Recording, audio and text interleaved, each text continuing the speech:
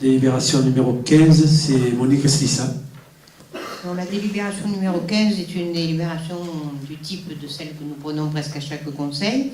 Donc on va nommer une petite impasse du lotissement du Grand Berger, impasse des Pommiers, à la demande des habitants de cette impasse. Alors il y a déjà, je crois, les cerisiers, donc pour le Grand Berger, ça doit aller, quoi. Des questions? Monsieur Figeon? Non, c'est juste une remarque. Je voudrais juste souligner l'absence de M. Amaro et de Mme Battini à la commission. Alors je suis ravi, parce que le débat qu'on soulève depuis 2 ans sur l'absentéisme récurrent des élus trouve enfin un écho dont on attendait depuis 2 ans. Alors, j'espère qu'à chaque fois qu'un élu sera absent, on le fera remarquer dans ce conseil municipal, et dans les 6 ans, on comptera les points à la fin, parce qu'effectivement, les points peuvent se compter. Mais je suis vraiment content qu'enfin, le sujet dont on porte depuis 2 ans ait l'écho qu'on souhaitait depuis des mois. D'accord, ouais, mais je ne voudrais pas mettre une pointeuse à l'entrée de la salle du conseil municipal, ou des commissions d'ailleurs. Après, c'est chacun assumer ses responsabilités. Voilà. Donc, on passe au vote. Ah, pardon, Serge, excusez-moi. Appuie sur le bouton, Serge.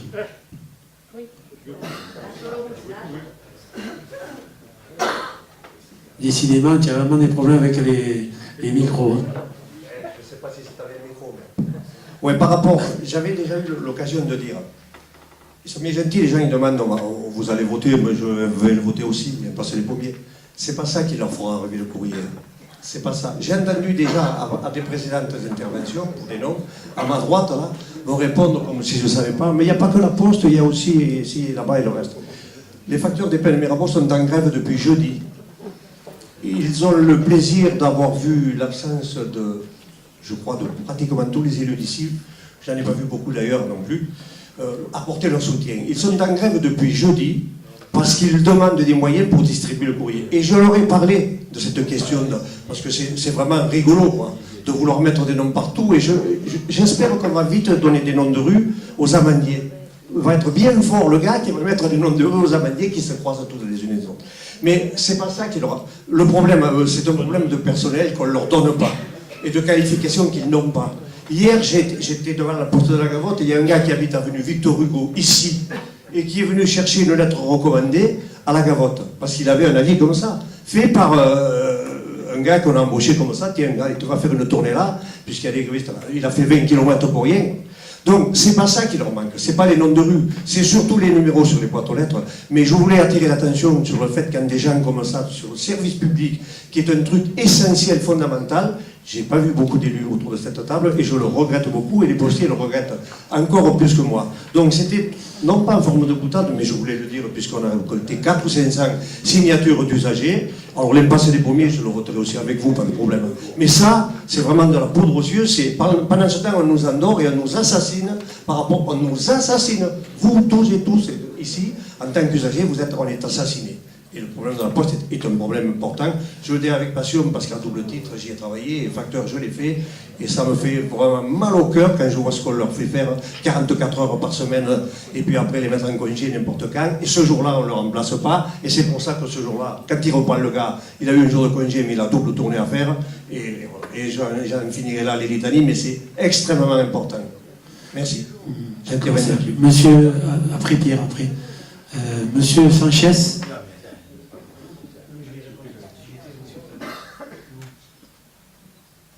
Oui, M.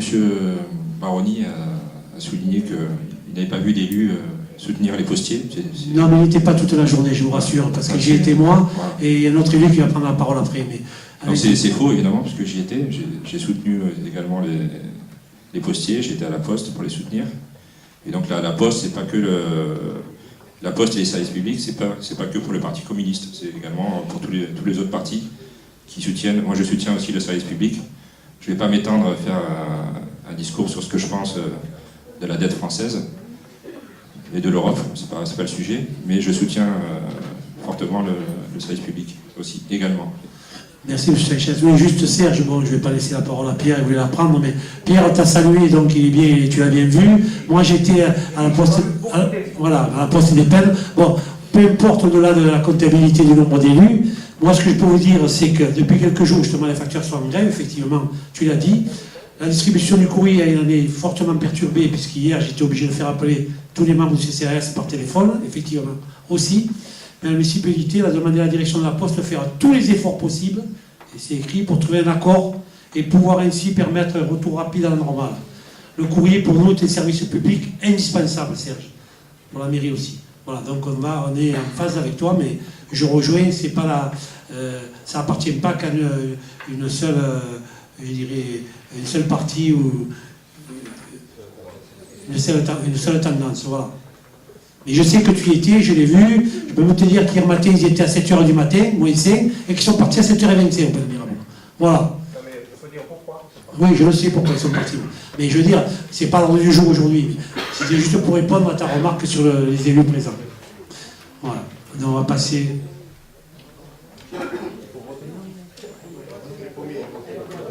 Passe au vote avec délibération numéro 15. Qui est pour?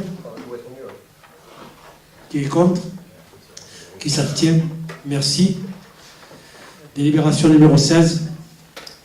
Dans le contrat de mixité sociale dont nous avons déjà eu l'occasion de parler plusieurs fois, eh bien aujourd'hui, après, dans le fond, 9 mois de travail en interne et avec le service de l'État, on est abouti à la version que vous avez sous les yeux, qu'on présente au vote. Je voudrais, avant d'aller plus loin, remercier le travail fait par la directrice de l'urbanisme, Stéphanie Mesquès, et aussi par la directrice des finances, Nadia Greffeuil, parce que sans toute leur technicité conjuguée, on n'en serait pas arrivé là. Alors, ce n'est pas obligatoirement un document très épais, mais il y a beaucoup de choses là-dedans.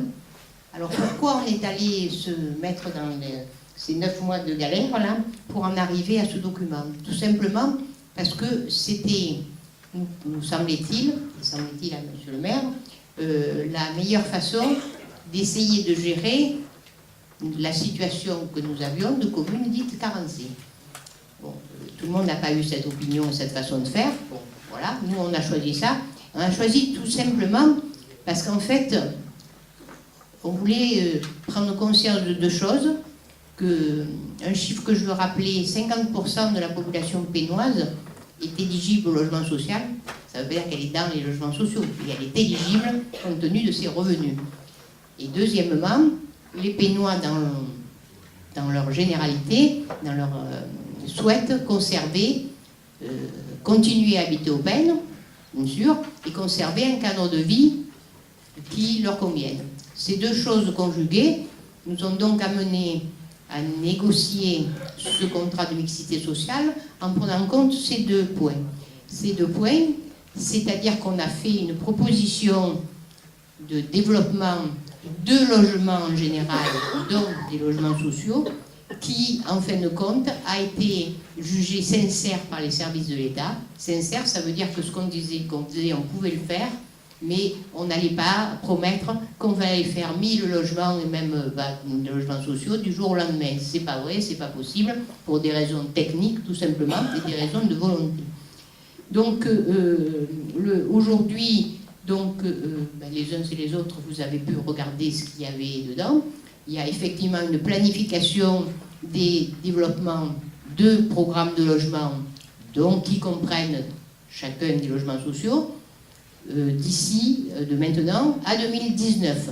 C'est la date de validité du contrat, étant entendu qu'il y a des points prévus annuellement pour voir si on a eu des difficultés, si on n'en a pas eu, si on a pu faire la réalisation qu'on voulait, s'il y a des amendements, étant entendu qu'à partir de ce qui aura été fait concrètement, le jugement de l'État sur les périodes triannuelles, qui sont les périodes sur lesquelles on compte les logements sociaux et si on atteint, je dirais, comment on atteint nos objectifs, seront bien peu surpris en compte tenu de la sincérité et qu'on espère bien sûr démontrer de la réalisation au long de ces années, les périodes triennales étant 2014-2016 et 2017-2019 pour recaler sur les dates du contrat. Alors après 2019, rien n'empêche mais bon, on peut faire de la fiction, mais de renouveler et de prolonger le contrat. Rien n'empêche en cours de route d'y faire des avenants s'il y a des difficultés, des choses nouvelles ou des choses à retirer. Ils seront bien sûr, donc ce serait bien sûr informés au fur et à mesure. Donc je ne vais pas aller dans le détail, puisque je crois que tout le monde a eu donc, le contrat lui-même. Bon, il comprend, vous l'aurez remarqué, une planification, un grand tableau de planification de ce que l'on va développer ou de ce qu'on est déjà en train de faire, bien sûr. C'est le cœur de l'histoire. C'est le cœur du contrat de mixité sociale. Des questions? Monsieur Fuson et Monsieur Marot. Pour commencer, je voudrais souligner l'absence en commission de M. Amaro et Mme Battini. Logements sociaux aux peines rime avec clientélisme. Je rappelle que plusieurs élus de votre majorité en bénéficient au détriment de Pénois. Le contrat de mixité sociale, c'est la ruine de centaines de futurs propriétaires. En effet, dans le même immeuble, il y aura des propriétaires qui auront payé leur logement au prix fort et des personnes bénéficiant de logements sociaux. En 2017, vous perdez 80% de l'attribution des logements sociaux, c'est-à-dire que le préfet aura la main. Étant donné que c'est le critère social et uniquement celui-ci qui sera pris en compte, pouvez-vous nous assurer qu'il n'y aura pas de familles à problème ou de migrants? Si non, les biens achetés par les propriétaires perdront de ce fait leur valeur. S'ils voudront partir, ils revendront à perte ou ils seront piégés. Au final, le contrat de mixité sociale équivaudrait à plus d'immigration et moins de mixité sociale. D'accord. Alors, Madame Sissa va vous répondre, mais je vais prendre la question de M. Amaro aussi. Concernant les logements sociaux, c'est un sujet un peu tendu et on se trompe peut-être de débat. Alors, le premier point, déjà, ce qu'on aurait aimé de la part de la municipalité, c'est qu'on a reçu le contrat de mixité sociale mardi soir avec tous les projets qui vont se faire en termes de logements sociaux jusqu'à 2019. À l'intérieur de ces projets-là apparaît le projet tant décrié depuis ces dernières semaines, qui est celui des amandiers. On aimerait, étant donné que tout est déjà inscrit dans le marbre depuis de nombreux mois, on aimerait que cela soit partagé avec la population.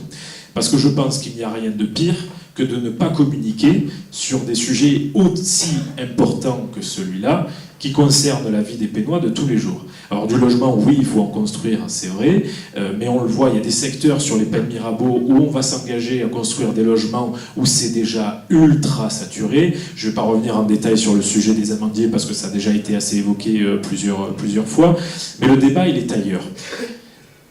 Le premier point, il faudrait déjà peut-être revoir un petit peu la politique de l'État sur le logement social. Et peut-être on devrait demander à nos élus de Paris qui sont en haut, que ce soit de gauche comme de droite, de revenir sur ces 25% de logements sociaux. Au Pennes Mirabeau, on nous demande de réaliser, si je ne dis pas de bêtises, quasiment 600 logements sociaux sur les 3 ou 4 ans sur le plan triennal qui vient. Bon, 600. Il y a des communes, j'étais toute la journée avec le maire de Rognac et j'étais toute la journée avec le maire de Saint-Victoré qui parlait de ces problèmes de logements sociaux là. Sur ces communes, c'est encore pire qu'au Pennes Mirabeau. On leur demande de créer entre 1000 et 1200 logements pour certaines communes alors qu'il n'y a plus de terrain à bâtir. Donc il faudrait un petit peu demander à nos élus, parce que ce n'est plus ni plus ni moins que la demande d'une élue parisienne qui est Madame Duflot et autres qui... Dans l'heure, c'est facile, on va demander 25% à toutes les communes, pourquoi pas 30, pourquoi pas 40, pourquoi pas 50, même s'il y a déjà des villes qui sont à 50% de logements sociaux. Mais il faudrait peut-être se battre sur ce point-là. Et le deuxième point sur lequel il faudrait pourtant se battre, alors c'est quelqu'un qui est à l'opposé de nos idées politiques, c'est M. Meilly.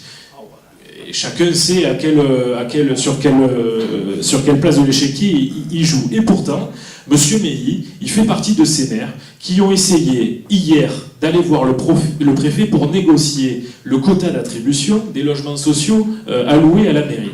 Pour rappel, aujourd'hui, la municipalité a le droit à 20% de quota de logements sociaux pour la commune. Monsieur Meilly, maire communiste de Gardanne, demande au préfet que cela monte à 50%. Ça fait partie des combats qu'il faudrait mener, peu importe que ce soit de droite ou de gauche. Le contrat de mixité sociale, pour les raisons que vous évoquez, c'est difficile de ne pas aller contre. Maintenant, il y a des combats à mener. Donc nous, ce qu'on aimerait, on a un maire qui n'est pas là ce soir, mais qui est au Sénat, on aimerait l'entendre là-haut, s'opposer à ces 25% de logements sociaux, parce que c'est la loi qu'il faut changer. Il ne faut pas se battre sur ces contrats sur le terrain.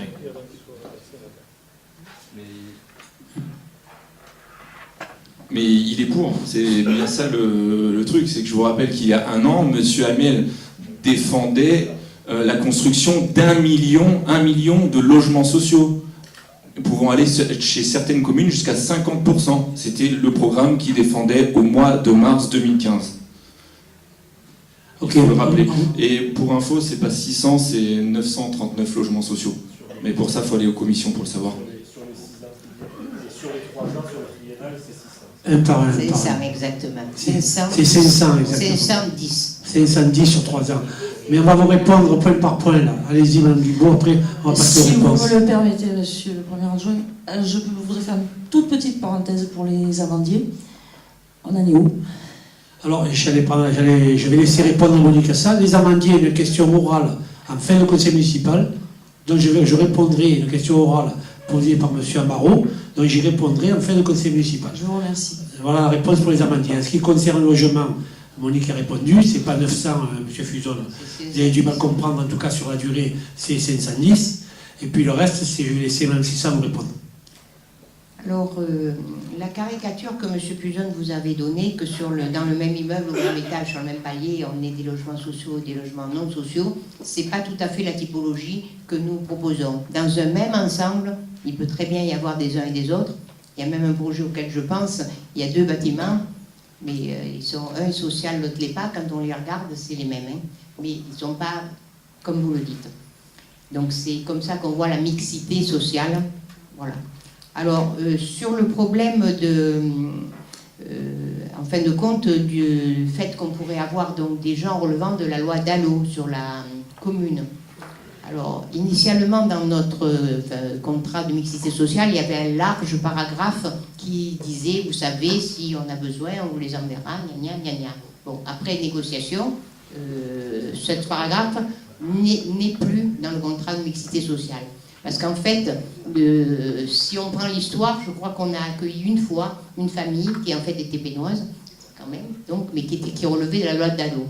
C'est-à-dire que la préfecture sait très bien qu'on n'en a pas énormément, pour l'instant, en tout cas. Donc, sur le problème même des attributions, alors vous avez tous dit un tas de chiffres que certains concernaient M. May, etc. Bon, au jour d'aujourd'hui, nous, on fonctionne avec un bailleur social qui nous construit, quand c'est nécessaire, des logements sociaux. Ces logements sociaux, par logement, on attribue une subvention, c'est-à-dire que nous payons cette subvention par logement sociaux, et je vais aller jusqu'au bout pour voir que ce n'est pas perdu, à la construction, bien sûr, à la construction de chaque logement social, et nous garantissons leurs emprunts. Ça nous donne, globalement, 70% des attributions. Alors, des propositions d'attribution, que je ne me trompe pas en disant les mots, des propositions, puisque c'est une commission du bailleur social qui attribue sur proposition, pas d'une personne, mais d'une liste de personnes qui est demandeur, évidemment. Et les 30% restants sont de toute façon pour la préfecture. La préfecture attribue cela en particulier à des fonctionnaires, à des instituteurs, etc. C'est comme ça. Bon, alors après, non mais ça c'est la règle. Cette règle-là, on l'a longtemps et on le fait toujours, pu la retourner en particulier à notre profit, parce que si c'est pour loger un fonctionnaire, je dis un fonctionnaire pour que ce soit un fonctionnaire de tout le corps. S'il est pénois, c'est mieux, et le préfet a très souvent accepté que ce soit le cas. Donc pourvu que ça dure, c'est très bien. Donc en fait, contrairement à... Alors, si M. May, pour revenir à l'autre question, est obligé d'aller demander des attributions, c'est qu'en fin de compte, les bailleurs sociaux qui ont construit chez lui, peut-être pas tous, mais une bonne partie, font garantir leurs emprunts, par exemple, par le conseil départemental, par d'autres organismes que la ville elle-même, et c'est donc ces organismes qui, par voie de conséquence, récupèrent les attributions. Donc ce qui n'est pas normal pour nous, hein. Ça je le sais très bien, on en a parlé avec lui, hein. Donc j'allais dire, voilà. Donc ça c'est pour le problème des attributions. Après il y avait la question de la politique de l'État, là, que vous avez posée, là.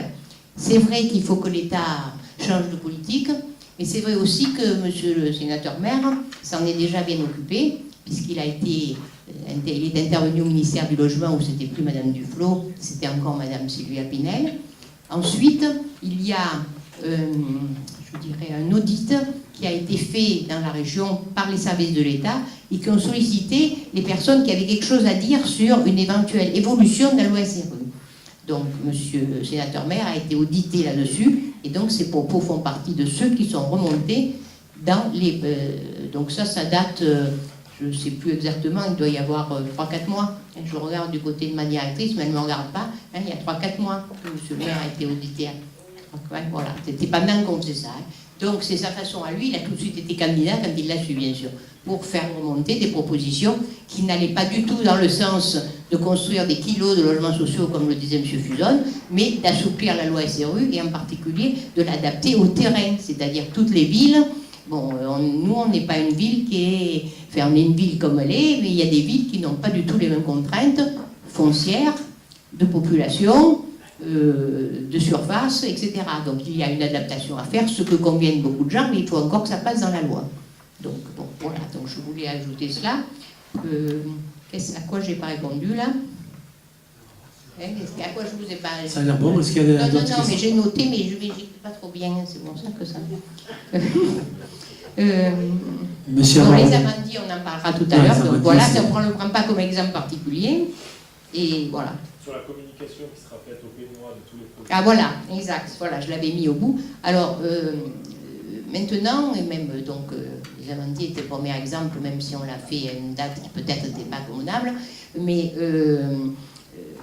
les projets seront présentés à la population, les projets, même les petits, j'allais dire à la limite, parce que des petits, bon, il se trouve, quand je dis petits, c'est 10 maisons, hein, bon, ça peut être aussi, seront présentés à la population auprès de réunions publiques, où on ne manquera pas d'inviter l'ensemble du conseil municipal, hein, voilà. Hein, et oui, ben on l'a noté, ça va, une fois je me suis trompée, ça va, j'ai compris. Hein. Bon. Donc pour informer, étant entendu que ça sera ouvert aux gens de l'environnement du projet, mais ça ne sera pas fermé à quelqu'un d'autre qui voudrait venir parce qu'il cherche un appartement ou une maison et qu'il le sait par quelqu'un qui est à côté de chez lui. C'est ouvert à tout le monde. Donc on va généraliser cette pratique. Merci Qui Monique. demande d'être organisée parce que comme vous avez vu la liste, il y en a un certain nombre quand même. Donc voilà. Merci Monique. Et Mme Guilbault a fait son mea culpa. Hein. Voilà. Alors on va passer. Plus de questions. Monsieur Amaro, donc vous donnez la réponse sur les amandiers en fin de truc. Et juste avant de passer au vote, vous rajoutez que c'est sûr que c'est plus difficile pour monsieur Pissirello, puisque la moitié de ces terrains sont inondables, l'autre moitié est frappée par le cône du bruit de l'aéroport. Voilà. Moi aussi je suis chaud avec lui et c'est vrai que pour lui c'est plus difficile comme nous par rapport à la typographie du terrain. Quoi. Et ça, la loi ne le prend pas en compte. Et aujourd'hui, c'est quand même fou qu'avec toutes les municipalités, il y a plus de 30 000 communes en France, qu'on ait encore cette loi qui soit en vigueur. On est d'accord. Ok, on passe au vote. Qui est pour? Qui s'abstient? 2 abstentions. Qui est contre? 3 contre. Merci. Délibération numéro 17. Monique, les Manianarelles. Donc, quand nous sommes passés en 2012 en PLU, on devait clôturer les ZAC existantes. Alors, il y en a un certain nombre, et donc là, on est sur le parcours, on en a déjà fait 2 ou 3, et là, il s'agit des ZAC des Manianarelles. Alors, clôturer, ça veut dire que les espaces communs restent-ils à une association syndicale? Sont-ils rétrocédés à la commune? Y a-t-il des propriétaires qui souhaitent conserver un petit bout de terrain qui est près de chez eux? Bon, voilà ce qu'on a fait pour les Manianarelles. Ce qui est listé là, c'est que c'est exactement les desiderata de l'ensemble des personnes de ce lotissement, globalement et personnellement pour certains, pour leur laisser pendant 30 ans la jouissance, par exemple, d'un petit morceau d'espace vert. La jouissance, ça veut dire la jouissance et l'entretien, évidemment. Hein, donc voilà. Donc ça, une fois qu'on aura voté ceci, ça fera l'objet d'un acte notarié. Puisqu'en fait, il y a des servitudes et éventuellement des propriétés. C'est ça, ils avaient peur qu'on fasse des logements sur ces morceaux de terrain. Et il y a des questions? Ils ne sont pas immenses pour ça. Oui, ils sont Petits petits. logements. Monsieur Fuson? Non, juste une remarque. Je souligne encore le fait de l'absence de Madame Battini, de Monsieur Amaro à la commission. Je crois qu'on va vous acheter un disque comme ça, ça évitera à ce que vous preniez le micro. Non, mais c'est important parce qu'ils ont fait un petit article dans leur journal pour dire qu'il y avait des élus qui étaient absents et notamment ils ont attaqué Monsieur Sanchez. Donc moi je souligne juste le fait qu'eux aussi sont très souvent absents. Oui, d'ailleurs, c'est la même commission depuis tout à l'heure, donc ça fait beaucoup pour une. C'est vrai. Ok, merci, Nancy Daïclo. Nous passons au vote, s'il vous plaît, pour la délibération numéro 17, qui est pour? Qui est contre? Qui s'abstient? Merci, elle est limitée. La délibération numéro 18, la cession du terrain de Croy. Monique? Ce terrain, c'est un terrain donc, qui se trouve dans le quartier du Croy, sur lequel il est prévu de réaliser 38 logements locatifs sociaux, plutôt à destination de seniors. Alors, au jour d'aujourd'hui, on propose de céder les parcelles correspondantes à 800 000 €, ce qui permettra l'équilibre financier de l'opération. Et compte tenu que cette opération est d'un intérêt général, nous pouvons avoir des contreparties qui nous seront du montant de 220 000 €, qui est la différence entre l'estimation des domaines et ce que donc on vendra le terrain. C'est-à-dire qu'on récupère en deux coups, quoi. On récupère, on vend, et puis ensuite on récupérera, puisque ça sera déduit de nos pénalités. Parce que c'est des logements sociaux, hein, c'est propre à ce caractère, c'est 100% sociaux. 38. 38 logements sociaux. La mécanique. Des questions? Monsieur Fuson, et puis d'autres? Monsieur Amaro, après? D'accord, monsieur Fuson. Dans la délibération, vous proposez de vendre le terrain à 78 € le mètre carré. Vous n'avez pas su négocier. Il n'y a pas lieu de vendre un terrain à un prix inférieur de sa valeur. L'intérêt général de la commune n'a pas été défendu. De plus, il va y avoir un surcoût pour le raccordement des réseaux. Cela a-t-il été pris en compte? Y a-t-il une étude chiffrée? Dans le budget, les futurs logements sont destinés aux seniors, mais dans la délibération, ce n'est pas précisé. On a défendu les intérêts de la commune, parce qu'en fait, on a intérêt à ce que ce lotissement se fasse. Pour qu'il se fasse, il faut qu'il soit faisable, hein, que l'équilibre financier soit possible, mais la différence que nous n'aurons pas récupérée à la vente, nous la déduirons de nos pénalités, puisque c'est des logements sociaux. Donc au global, on a défendu l'intérêt de la commune. Mais on aura... Non. Si on l'avait vendu au prix de domaine, le projet ne se serait pas fait. Alors on n'avait aucun intérêt, puisque dans ce cas-là, on n'aurait pas vendu, on n'aurait rien fait. Ok. Au niveau des raccordements? Au niveau des raccordements, c'est comme tout autre programme, c'est rien. Et au raccordement, c'est eux qui se raccorderont sur le réseau public. Hein. Oui. Comme tout aménageur, c'est pas la commune qui financera les tuyaux les participations qui vont bien. Voilà, de Jacques Pierre ou Paul, hein, ça c'est clair. C'est comme un autre, ça. Ouais. Ils doivent faire ce qu'ils ont à faire. C'est un propriétaire privé. Attendez, ça c'est ma délégation, et je peux vous dire que vous n'avez jamais payé un mètre de tuyau, assainissement ou pluvial pour un aménageur, quel qu'il soit d'ailleurs. Privé. Au contraire, je lui prends privé, oui. Au contraire, je leur demande de s'en de l'argent. Je dis je, là, c'est pas mon habitude, vous avez vu depuis le début. Mais là, c'est ma délégation. Et concernant les seniors, parce que c'est marqué dans le budget, mais dans la délibération, c'est pas marqué. Ça c'est parce que c'était le but initial. Quoi? Ah non, c'était dans le but. Le but était effectivement de faire quelque chose pour les seniors. Et donc, le projet sera fait dans la délibération, on ne l'a pas mis, mais c'est peut-être une omission, tout simplement. Non. Parce que c'est la vente de terrain. Il s'agit de vendre le terrain, et non pas de définir le programme. Voilà, le programme n'est pas défini, mais ça sera 38 logements sociaux seniors. Il y aura d'autres délibérations sur le sujet. Ça, c'est donc effectivement, j'étais dans l'ensemble, merci Frédéric, du sujet. Là, c'est juste pour... D'autres questions? Faire cette première Donc, correction. nous passons au vote. Qui est pour? Qui s'abstient? Attendez. Alors, on recommence parce que j'ai l'impression que le Parti républicain, vous n'êtes pas coordonnés là. Donc, qui est pour? Qui s'abstient? 5 abstentions. Qui est contre? Personne. Merci.